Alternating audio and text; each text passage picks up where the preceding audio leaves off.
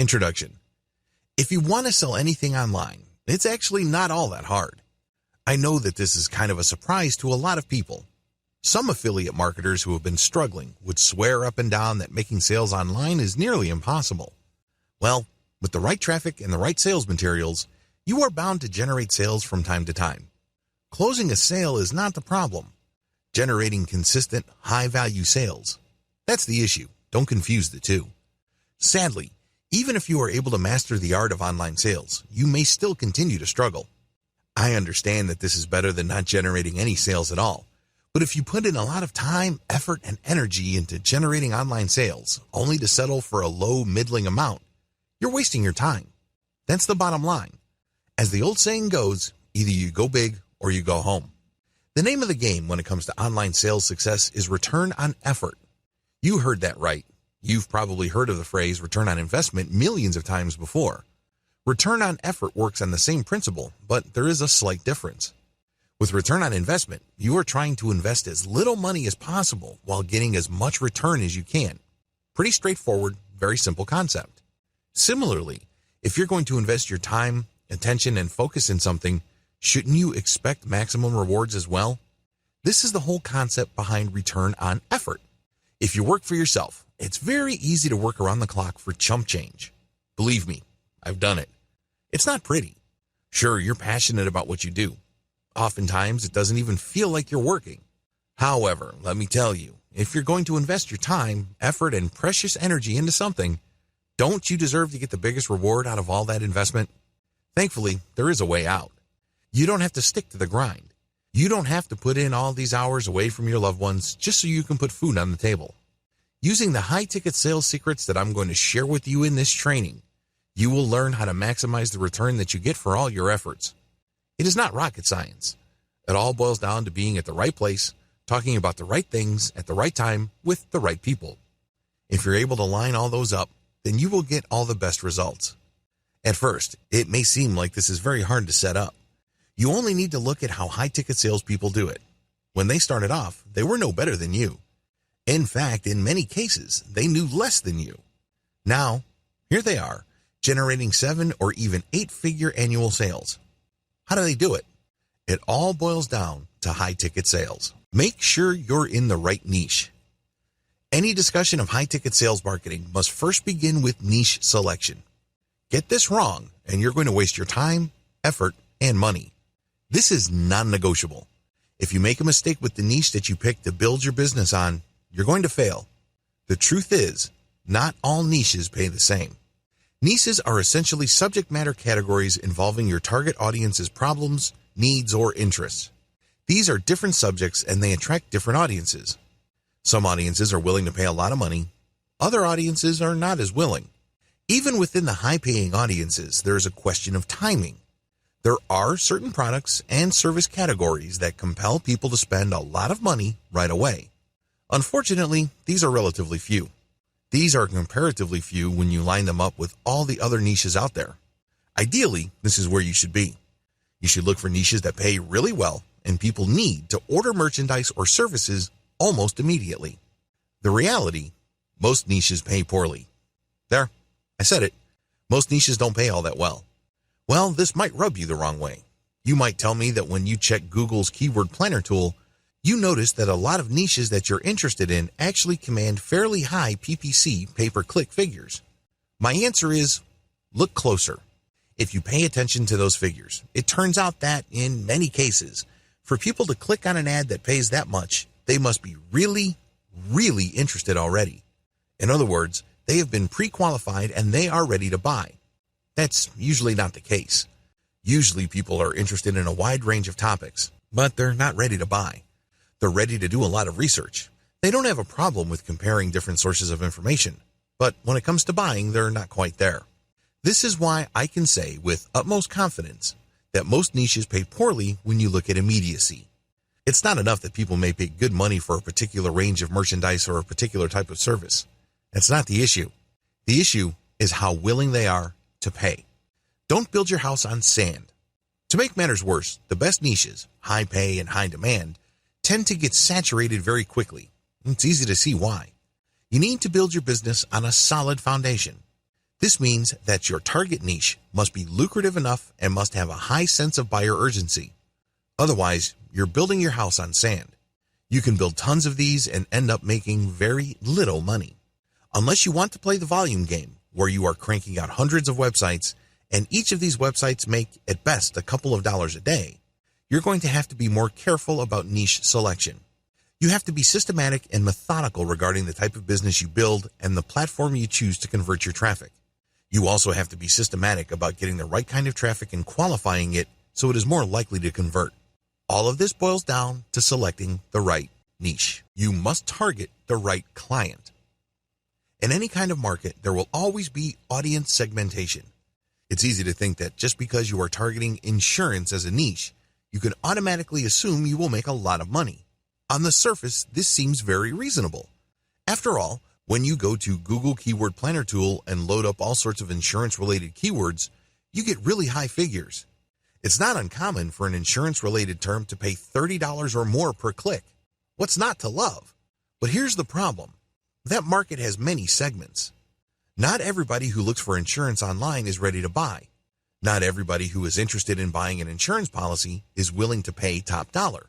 In fact, in many cases, a lot of people looking for insurance would rather pay the least amount of money or take out the cheapest type of policy possible. Welcome to the world of market segmentation. Audiences in what seem like lucrative niches have different needs. They tend to segment themselves. There are people who are willing to pay top dollar immediately. There are people who are willing to pay top dollar later on. There are people who are not willing to pay market rates and are always looking for a bargain, but they are willing to buy now. Finally, there are people who are very cheap and are willing to wait. Which of these audience members would it make sense for you to chase? This is not rocket science. It should be quite obvious. Always be aware of the differences between your target customers. Just because people are interested in the high-value niche you are targeting, it doesn't mean that all your visitors will convert. If this is your assumption, I would not be surprised if you continue to struggle. You're setting yourself up for a disappointment. You have to be aware of the differences between your audience members. And this is not just a simple matter of segmentation or being aware that this is going on. This must affect how you market using content and information online. People who are looking to pay top dollar immediately are looking for certain types of content. You have to address them a certain way. Different audiences need different marketing approaches. Otherwise, you may put yourself in the impossible situation of trying to convert a cheap customer with high-value material intended for top-tier customers. It all boils down to segmentation.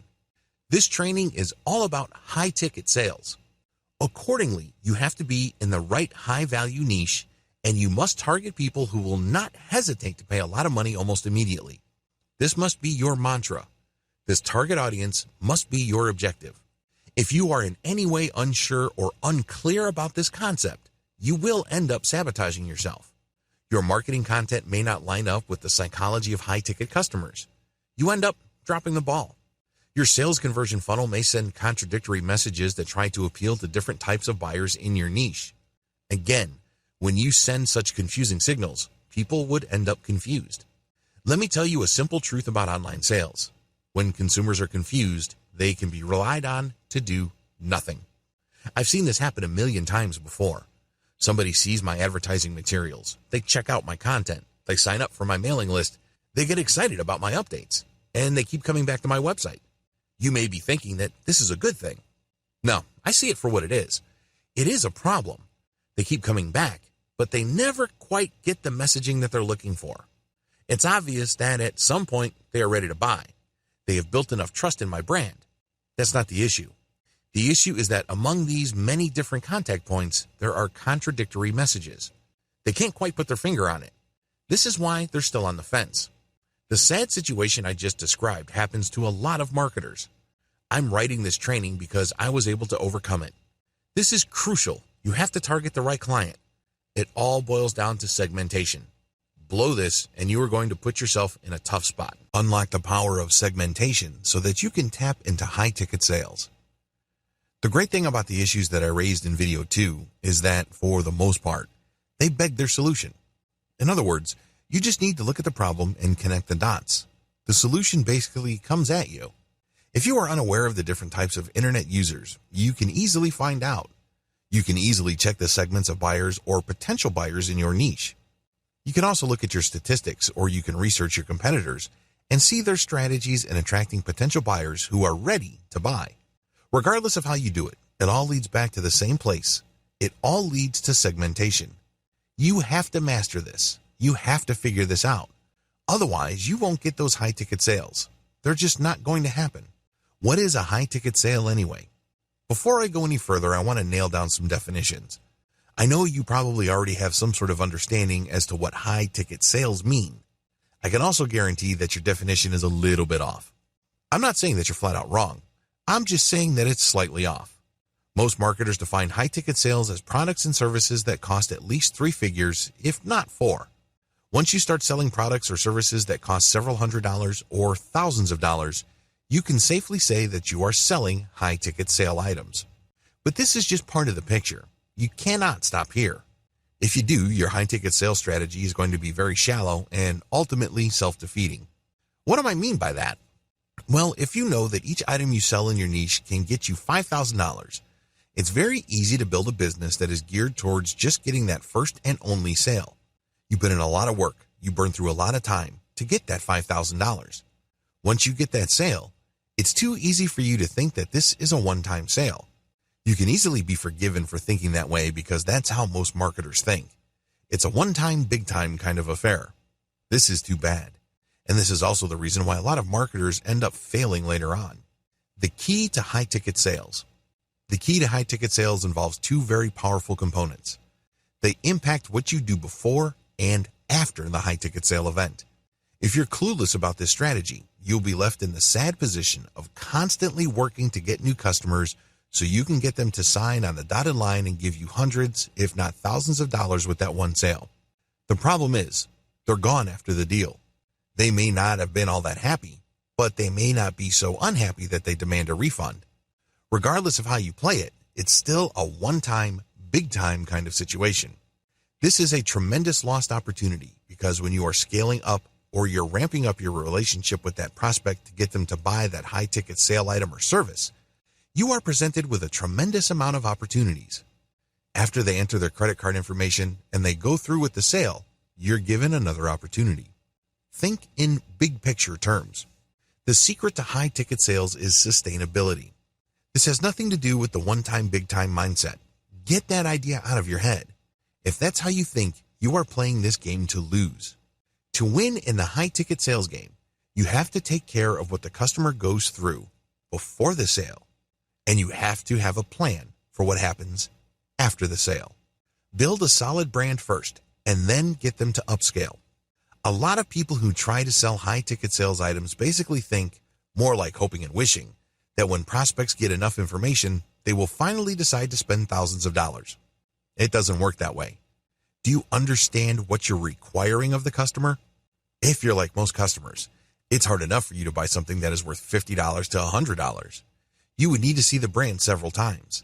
You would need to feel assured about the brand and that the people behind it are not going to rip you off. You probably would expect to hear enough about the brand's products for you to think that this brand or product line is legit. This is what you would expect, at a minimum, as a responsible consumer. The bottom line is, you're not going to buy something that costs hundreds, if not thousands of dollars on a whim. This is not an impulse buy. If you're like most consumers in the United States, a purchase of thousands of dollars is going to set you back quite a bit in terms of your household budget. This is why high-ticket sales marketers set up a scaling relationship with the customer. They go through different types of information to build trust, and then they are sold packages that scale up, depending on need and familiarity. This then culminates or climaxes with the big-ticket sale. At that point, it wouldn't feel like that much of a jump. Each step of the way, you have demonstrated the value your brand brings to the table. Even if you're an affiliate marketer selling somebody else's product, you earn your high-ticket sales customers' trust by giving them the right solution at the right time, at the right stage of their relationship with you. Case study.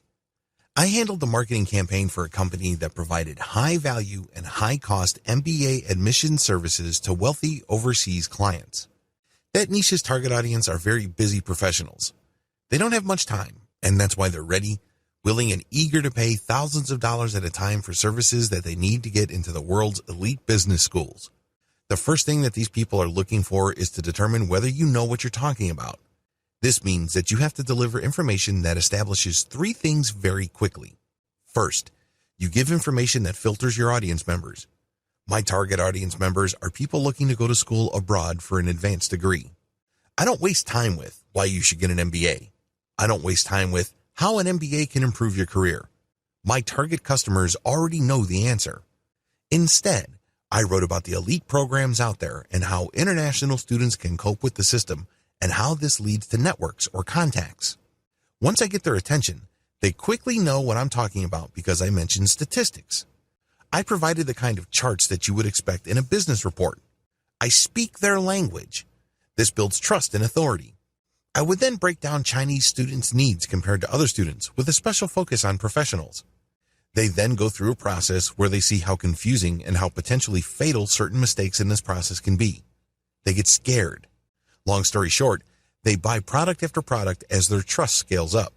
This culminates with the full customized one-to-one package offered by the back-end service I was promoting. That's when the prospect steps up to the $5,000 or $7,500 package. At this point, the price tag is no longer an issue. How come? I walked them through the process where they got so scared about dropping the ball or making a small mistake that they buy insurance. That's why I was able to convert these people like clockwork. Know the big picture. Understand that high-ticket sales require the right system. You have to filter them properly. You have to scale them up in terms of their purchases. Here's the secret. At first, get them to pay $1. That's how you separate the simple information seekers from actual potential buyers. Now, let's be clear. You're not going to get rich from $1 sales.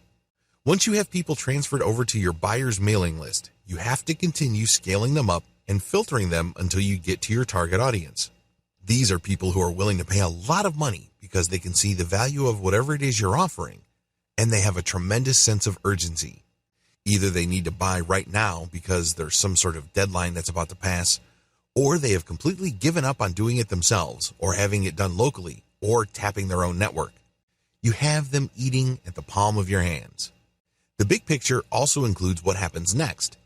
Now that you've gotten somebody to pay $1,000 to $5,000 or several $100s or whatever it is, don't stop. MBA students from China, who are often sons and daughters of multimillionaires, have needs once they get to Canada, Europe, or the United States. Even when they're in the MBA program, they would also have needs. This is crucial because you cannot drop the ball here. It's very tempting to think, I've already got several $1,000s from this list member. Why should I even bother about what happens next? Here's the simple answer. The cheapest and most lucrative form of business you will ever get is repeat business. Let me repeat that. The cheapest and most lucrative income you will make is from repeat business. These people already know what you're capable of. They already trust you enough to spend big money. Now is not the time to drop the ball and forget about them. They still have needs. In my case, they would need a place to stay. They would need job placement services. They would need networking services. In some cases, they need life coaching. I can go on and on. You have to look at your customers the same way. Just because you have converted them already within the main niche of your business, it does not mean that all their other needs go away. There are many related niches as well. In my case, visa assistance and immigration legal services were the natural extension of the service I provided my customers. You have to think along these lines, and if you do, your list goes up in value over time. The more your relationship with your customer base matures, the more valuable it becomes. What started out as a $1 sale quickly turns into a sale of a few dozen dollars, which then leads to several $100s worth of sales, and then the big one, the $5,000 or even the $7,000 commitment. After that, believe it or not, lies even more money. It costs several $1,000s to retain an immigration attorney. Helping someone get settled in certain parts of the world can result in commissions to the tune of several $100s. Do the math. Think long term. Think in terms of relationship. The secret, filtering. If I wasn't clear yet, let me just break it down. Your job is to filter your prospects as quickly and as cleanly as possible. Separate information seekers from potential buyers. This is where your $1 product comes in. You then separate low-value buyers from intermediate or long-term high-value buyers. These are people who are willing to buy immediately, but they will remain stuck at a certain low price. You can monetize these people by selling a book or an online course. You can safely segregate them in another mailing list. You can still make money off of these people, but please understand that there's going to be a ceiling. They are never going to level up like your big-time clients. For your big-time clients, think of the long-term, high-value, high-ticket funnel that I described above. The key secret you need to keep in mind: you must have a means of constantly communicating with higher-value clients. This is the key. Therefore, I insist that you build not just one mailing list, but several. Your mailing list must be segmented based on how quickly somebody wants to buy and the value of the things they want to buy. For everybody else, and I'm talking about information seekers who just don't want to spend money, you can set them up with a fairly short autoresponder series. If they don't convert by the 6th email or the 8th email, cut them from your list. Depending on your mailing list service provider, there's no need for you to burn a hole through your pocket supporting list squatters. Identify them and quickly delete them. For everybody else, work on converting them and pushing them higher and higher in the value chain.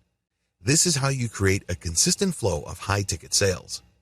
In fact, if you play your cards right, based on the system that I've described above, your mailing list goes up in value over time. The more mature your relationship becomes with your customer base, the more they trust you, and the more they're willing to buy a wide range of directly related and indirectly related products and merchandise. Get inside the high-ticket sale buyer's mindset. A lot of marketers simply do not understand the information that I share in this video. They think that people are robots. They think that generating an online sale is simply all about getting the right product in front of the right eyeballs and nothing else. I'm sorry to break this to you, but there's a lot of psychology at play. The bottom line is, if you want to convert high-ticket sales prospects, you have to think like them. You can't look at the situation purely from your perspective. Let's face it, your perspective is actually simple and straightforward. You want to make money. I get that. Everybody gets that. Who doesn't want to make money? But that's not the issue. The issue is, how do you get your high-ticket sales prospects to separate with their hard-earned cash? Believe me, that's a lot of cash that they're going to be separating themselves from, so you better give them a good reason. Unfortunately, it's very hard to get that reason if you don't think like them. The first step is to choose to think like them. People are not rational. The first thing that you need to wrap your mind around is this simple fact: when people make buying decisions, it's usually not rational. It's easy to think that this only happens within the context of impulse buying. For example, if you go on Amazon Kindle and there's a book that sells for 99 cents, it doesn't really take much thinking because you're really not losing anything. It's 99 cents. If you make the minimum wage in the United States of $7.50 per hour, that's less than 10 minutes of work for 99 cents. It's an afterthought. It's an impulse buy. The problem is, as you go up the cost ladder, it becomes tempting to think that people are not buying impulsively. Get that idea out of your head. The truth is, it's very obvious when somebody's buying something priced at 99 cents compared to something that's priced at $9,000. The reality is, they are operating within the same realm. I am, of course, talking about emotions. In a fairly recent study, researchers asked buyers why they made the decision that they made. They were also asked to fill out a questionnaire right before they bought. According to this study, when people came to their buying decision, they acted out of impulse. But when it comes time to explain why they did what they did, they came up with all sorts of reasonable-sounding explanations and justifications. The study's conclusion is unmistakable. People are based on impulse, read emotion, and then they justify it later on. High-ticket sales prospects are no different from people buying a pack of gum that is worth a few pennies. It's all about emotion. People want to be made to feel special. Knowing the information you have, when you try to get into your high-ticket sales customer's mindset, you have to ask yourself, how do I make this person feel special in this context? Of course, somebody who is paying $10 for something feels special in a certain way that is quite different from somebody spending $10,000. That person spending $10,000 also needs to feel special, but it has to be presented in a different way. Tap the power of exclusivity. Now that I've established that people do make buying decisions based on emotion, the next question to ask is, what kind of emotion? How do you present the emotional impulse? Thankfully, the answer is pretty straightforward. When somebody buys a high-end Mercedes-Benz, they're not just buying a car. They're not just buying something that proclaims to their neighborhood that they have money. No, they're doing something else. They're not just looking to satisfy a need that everybody else has. All of us need to get from point A to point B, but we all have different ways of meeting that need. Depending on our income, depending on how our city is set up, and depending on our culture and other factors, we can choose different options. Some people can take the bus, others can take the train, others would bike, other people would walk. Some would buy a low-end car, others would buy a mid-range vehicle, and even others would buy top-of-the-line luxury vehicles. Same need, different responses. When we're talking about high-ticket sales buyers' mindsets, understand that they have emotional needs that they need to satisfy in a different way. They're looking to satisfy a need that everybody has in a way that not everybody can do. This is where the idea of luxury, exclusivity, and specialness come in. When you are able to earn enough money to buy a high-end Mercedes, BMW, Rolls-Royce, or an Italian sports car, you are saying to yourself, I am special. I am rewarding myself with something that satisfies a need that everybody has. But I satisfy it in a way that is very different from how everybody else can satisfy the same need. This is the power of exclusivity. You have to wrap your mind around this concept because high-ticket sales buyers must be convinced that your solution is a way of satisfying a need that other people cannot readily use. Make them feel that they are getting something above and beyond what everybody's getting. High-end sales targets don't want what everybody else is getting. Now, we know at the end of the day that that's precisely what they're getting. A car is a car. It doesn't matter whether it has a Porsche logo or a Kia or a Hyundai logo. It doesn't matter if your car says Hyundai Eon in the back or has that BMW logo. A car is a car. It gets you from point A to point B. But when you highlight the luxury, the attention to detail, the professionalism of whatever product or service you are pushing, you satisfy a very important emotional need. High-ticket sales buyers are psychologically looking for something above and beyond what everybody gets. That's how you can get somebody to pay tens of thousands of dollars or more for a car. These are not egotists. They're not saying to themselves, I'm better than everybody else. No. In most cases, these people are looking to reward themselves, or they're simply looking for the highest value because they don't have the time to screw around when something goes wrong. This is especially true when you're selling services.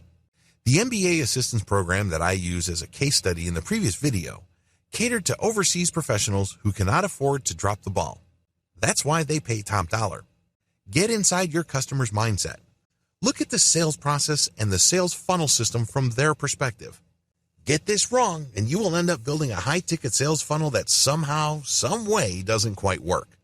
I'm not saying that you're not going to make a few $1,000s here and there. What I am saying is that you are not building an optimal system. It's 90% there, but it just doesn't produce the outcome that you had hoped for. Conducting a high-ticket sales campaign the hard way. To learn the ropes about anything, it's usually recommended to learn things the hard way. In other words, you go through a whole checklist of items, you pay your dues, and then after you are very familiar with the process, you start optimizing. You keep that up until you come up with a streamlined system that is very different from what you started with. At that later stage, you are able to do things faster, more efficiently, and at less cost. Still, you have to go through the initial stages and basically stumble around, make a lot of mistakes, and feel your way in the dark, so to speak. This is how most people pay their dues. Unfortunately, this is also doing things the hard way. I'd be irresponsible if I did not go through video 7 and video 8 with you, because this is how high-ticket sales campaigns are normally done. Unfortunately, for the vast majority of marketers who go through this process, they get chewed up and spit out. They end up failing. Still, I need to walk you through this before I reveal the secret sauce in video 8. To learn the ropes, you have to pay your dues and do things the hard way. Step number 1, pick a high-value niche. Go to Google Keyword Planner tool and look up the keywords related to your niche. Look up their cost per click value. This should give you a general idea of the value of that space. Now, please review the discussion in video 1 regarding niche valuation. Make sure that the niche you pick is a high-ticket sales niche. Often, things are not what they appear. Step number 2, develop a high-value brand in your target niche. Developing a high-value brand takes quite a bit of work and time. You must put out tremendous amounts of content and check the actual behavior of people interacting with your content. Do they click through deeper and deeper into the guts of your website? Or do they just click through a piece of content and then they bounce right back out?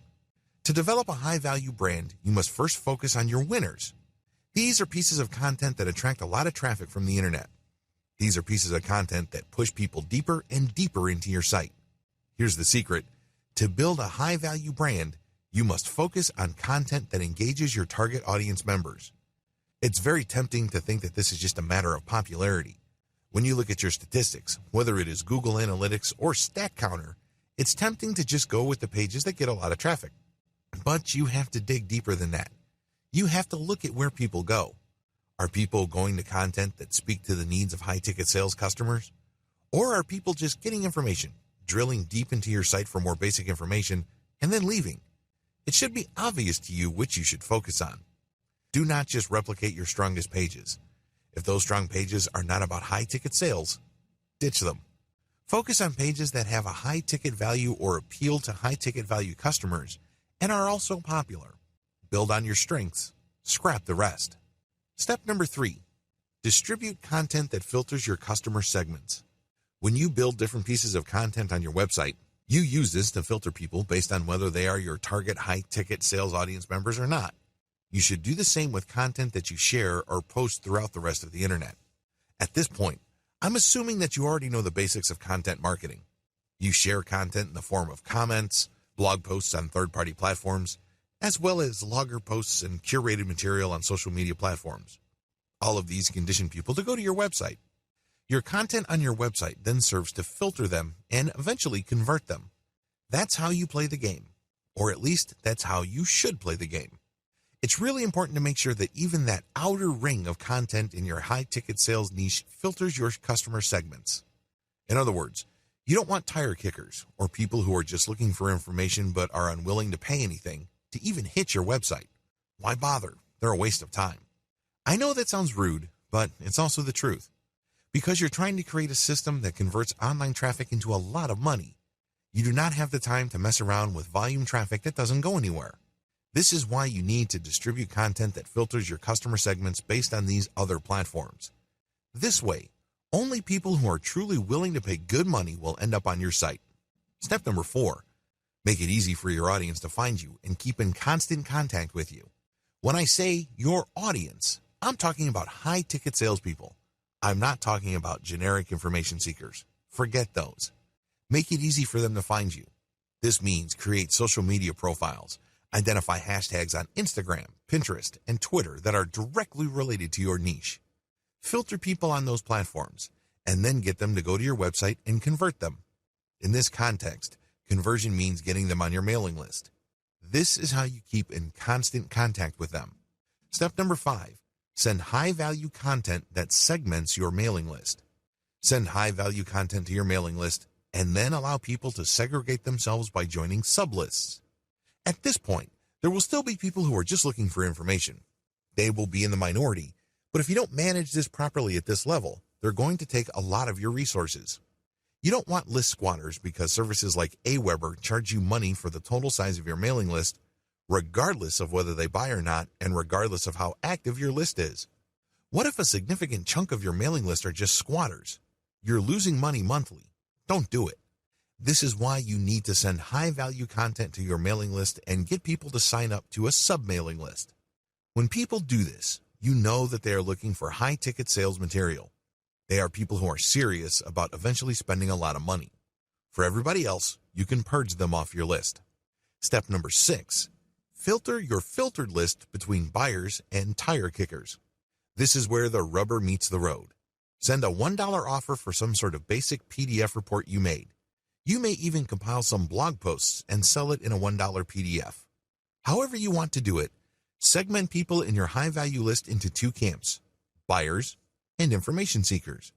Give the information seekers one final chance by setting them up with a 5-day update program. If they don't convert to your buyers list within that 5 days, they get dropped from your lists totally. The key here is to get rid of tire kickers and information or freebie seekers using low-friction sales. Step number 7. Scale up your filtration with increased friction. Friction in this context involves people spending increasing amounts of money. Your buyers list is tried and proven only to the point that these people are willing to pay $1 to be on that list. You should then further segment that list by sending opportunities that cost more. Maybe you go from $1 to $20, then from $20 to a couple of $100. Keep ramping it up and prepare them for the big sale. Just repeat the process I have outlined above to get them ready for that big sale. Don't drop the big sale offer in the beginning. You can use it as a redirect offer. When people buy, they get a confirmation page, and that confirmation page would have that big offer, or at least talk up the big offer. This is how you play the game where the longer people stay on your mailing list, the more value you build. Step number 8, give your buyers list what they're looking for. Your buyers list members are basically looking for assurance. Give it to them in the form of high-value content. Give it to them, believe it or not, in the form of filtering using ever-increasing sales pages. And take good care of them. This means making yourself available in terms of customer support. You build a community around your buyers list. The shortcut to high-ticket sales. In video 7, I stepped you through the process most marketers go through to master high-ticket sales. As you can tell, it's not exactly smooth nor easy. However, for the longest time, this is how most marketers learned. They had to learn the hard way. They had to pay their dues. In fact, the process is so hard that the vast majority of people who tried their hand at high-ticket sales end up dropping out or settling for mediocre results. It's fairly rare for somebody to become really successful doing things the hard way. Still, after some time, a significant portion of people would graduate from getting mediocre results to getting better results, but it can take quite a bit of time. In fact, for too many people, it takes too much time and involves too much experimentation. No wonder too many marketers just give up. Thankfully, there's a better way. It's always a good idea to start out with high-ticket sales by learning the ropes. You have to learn how to do the basics. You have to learn how to sell online, how to find the right niche, and how to create content that would appeal to your customer base. You have to know the basics of segmenting your audience, so you know what to expect. Once you're familiar with all the different parts of online high-ticket sales, this is the point in time where you should start looking for a shortcut. Don't do it before this point. This is extremely important. You have to go through the process of learning high-ticket sales the traditional way. But once you have a good understanding of all the different moving parts and everything that's involved in the process, then and only then should you start thinking about shortcuts. Use these shortcuts to take your high-ticket sales marketing efforts to a whole new level. I share these shortcuts with you because it's too easy to get stuck. It's too easy to feel like you're just banging your head on the wall, and in frustration, you drop everything. A lot of people who try high-ticket sales or affiliate marketing in general go through this process. A lot of them never come back. A lot of them just quit. I don't want you to be one of those people. While it is important to learn how everything fits together and to have a general understanding of how to sell online, you can't just stay there. You can't continue to stubbornly do things the hard way when there is an easier way available to you. What is this secret? What is the shortcut? It's very simple. Reverse engineer existing high-ticket players in your target niche. In other words, find your competitors, figure out which one of them is successful, and do what they're doing by fitting it into what you know about high-ticket sales. Seems pretty straightforward, right? It is. First, you need to find your most successful competitors. This is pretty straightforward. At this point, you already know what keywords are related to your niche. Enter them in Google. Find as many competing websites as possible. Next, enter the domain names of your competitors into tools like Alexa Site Info. Alexa will give you a rough ranking of your competitor. This ranking should give you a general idea of how well they do in terms of traffic. But you shouldn't stop with Alexa. You should also take your competitor's domain and plug them into SEMrush. SEMrush will tell you how well they're doing when it comes to SEO. Putting all these data sets together, you can get a good idea which of your competitors are getting a lot of traffic in your niche and which ones are struggling. Learn from the winners. Filter your list and focus on a fairly small number of competitors. These should be the runaway winners of your niche. They should leave pretty much everybody else in the dust as far as traffic goes. Again, we're estimating traffic based on Alexa score and search engine visibility provided by tools like SEMrush.com. What to look for? Now that you have your shortlist going, study the following features of your competitors. Their content strategy. What do they write about? What do they focus on? What themes keep cropping up among all your major competitors? Their ads. What kind of ads do they normally show? Do they push services or merchandise or both? Are these ads for high-ticket items, or do they mix in low-ticket items? Do they openly advertise their $1 or buyer list products? Their mailing list strategy. Do they have a mailing list? Join their mailing list and see if they segment or filter their main mailing list into smaller lists. Do they use $1 items to create buyers lists? Their ad designs. Pay attention to the text of their ads as well as their formatting. Pay attention to whatever graphics they use in their ads. Their branding efforts. Do they bother to create a brand? Do they actively engage their site visitors in crafting their brand message? Do they talk about brand values? Their social media presence. By social media, I am referring to the broadest definition of that term. Look for your competitors on forums, Facebook groups, Facebook pages, Facebook comments, Pinterest, Instagram, Twitter, SlideShare, and everywhere else. This should give you a fairly clear view of their traffic sources. Their SEO footprint. Enter the domains of your competitors in SEMrush and look for their backlinks. This should give you a fairly clear idea of just how optimized they are for search engines. Make sure you go through the list above. Don't skip an item. You need to reverse engineer all your competitors using the list above so you can be properly informed as to how they got to the position they're in. This information will also function as a roadmap for your marketing efforts later on. Fine-tune your reverse engineered brand. Now that you have reverse engineered your competitors and you have examined certain elements of their website, as well as marketing strategy critically, the next step is to look for patterns. Look for the industry standard. When you look at the content that your competitors publish, as well as their ads, their brand values, and their site layout among others, a certain pattern should emerge. There should be some sort of pattern that you would see that pretty much unites all your competitors. Their sites may look very different from each other, and their content is obviously different enough. But when you look at the themes, topics, and overall design philosophy they follow, many of those sites actually share quite a bit of similarity. Pay attention to this. Use this as industry standard of your high-ticket sales niche. How come? They wouldn't have that commonality if it doesn't work at some level or another.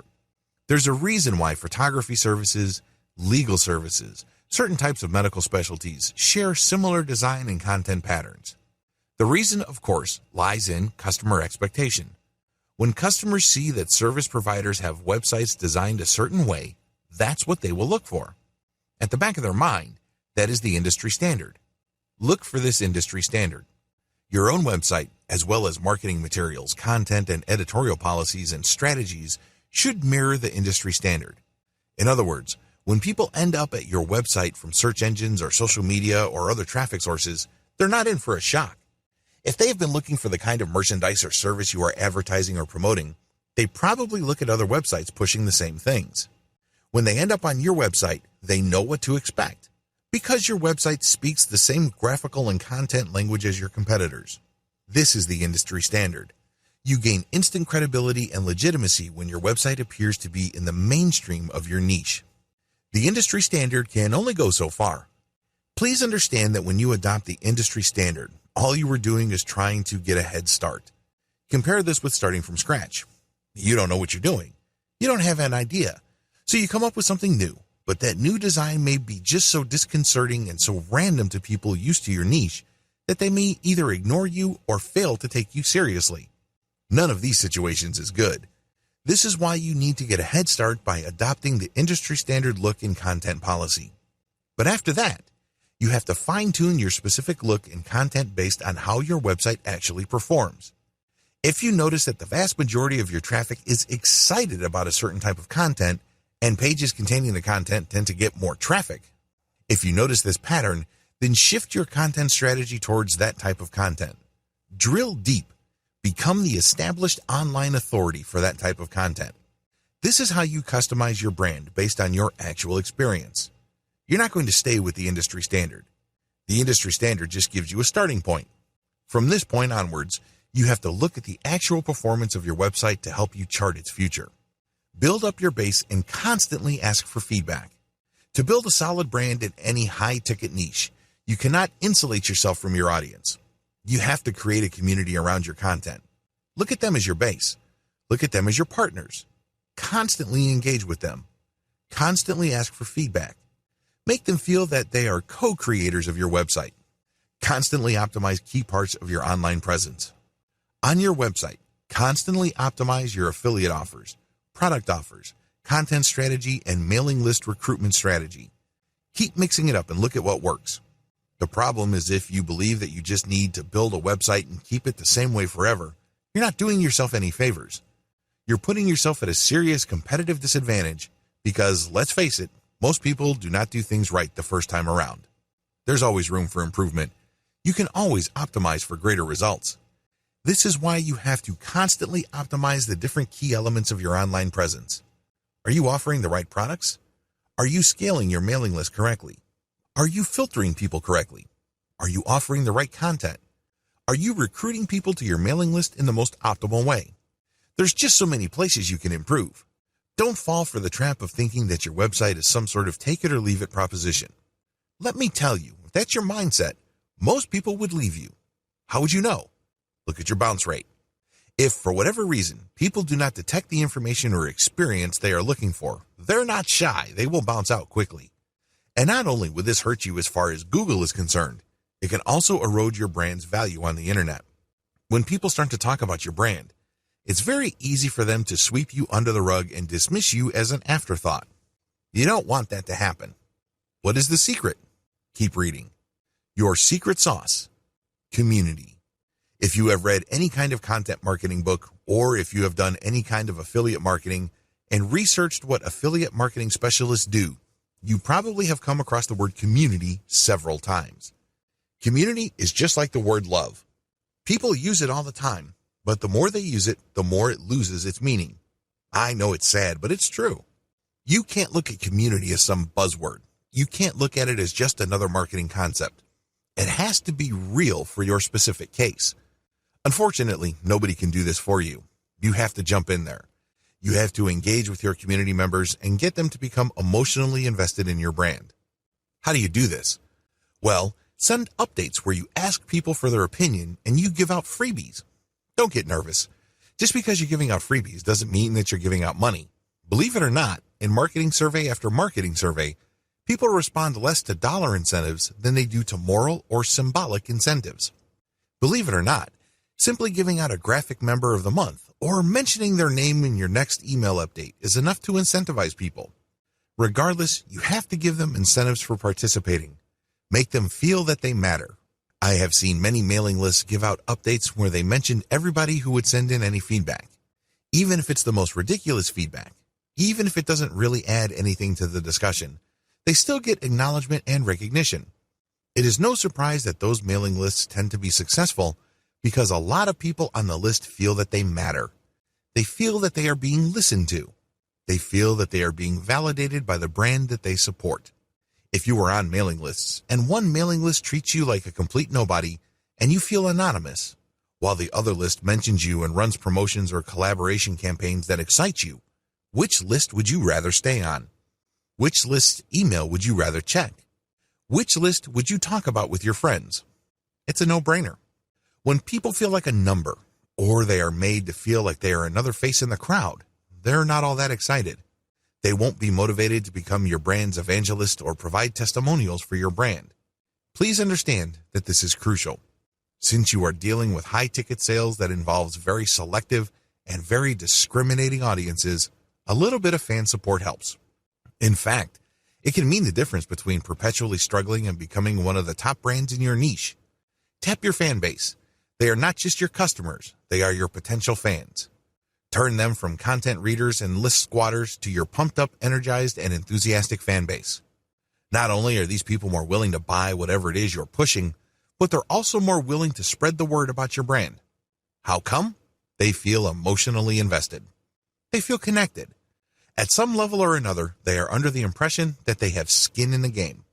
Grow your brand around your community. This is probably the hardest part of this process because a lot of marketers are content to stop at the point immediately above this section. But if you truly want to take your brand to the next level, evolve your brand around your fan base instead of the other way around. This is the secret to sustainable brand power.